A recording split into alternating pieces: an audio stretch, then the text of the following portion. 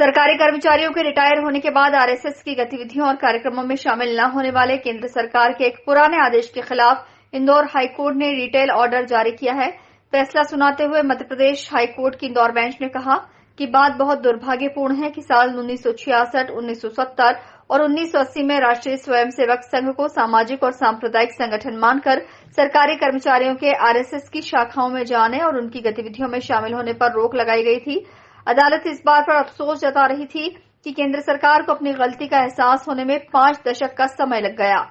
उच्च न्यायालय ने अपने निर्णय में कहा कि सेंट्रल होम मिनिस्ट्री ने पिछले दिनों अपने सर्कुलर में भी संशोधन किया था। बावजूद इसके हम डिटेल ऑर्डर जारी कर रहे हैं कि सरकार इस सर्कुलर में फिर से संशोधन न दे। केंद्र ने जो संशोधन किया है उसे अधिकृत वेबसाइट पर भी डाला जाए। इसके अलावा देश भर में जनसंपर्क विभाग के माध्यम से इसका प्रचार प्रसार भी किया जाए। तो कोर्ट ने आज उन सभी हमारे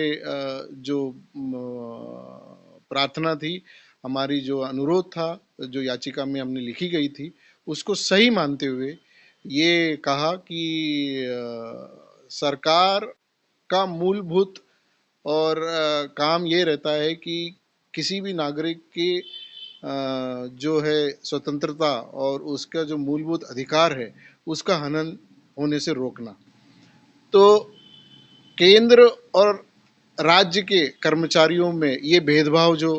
हुआ है और जो केंद्र में कार्यरत कर्मचारियों को जो 40 वर्षों से जो प्रतिबंध लगा था उसको हटाना उन्होंने उचित समझा और आज के इस ऐतिहासिक फैसले से माननीय न्यायालय ने ये भी स्पष्ट किया कि ऐसी किसी भी संस्था जो समाज के उत्थान के लिए, समाज के हितों के लिए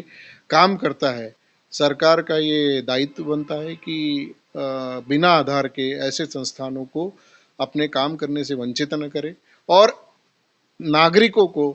जो समाज हित में और देश हित में काम करना चाहते हो और ऐसी संस्थानें राष्ट्रीय स्वयंसेवक संस्था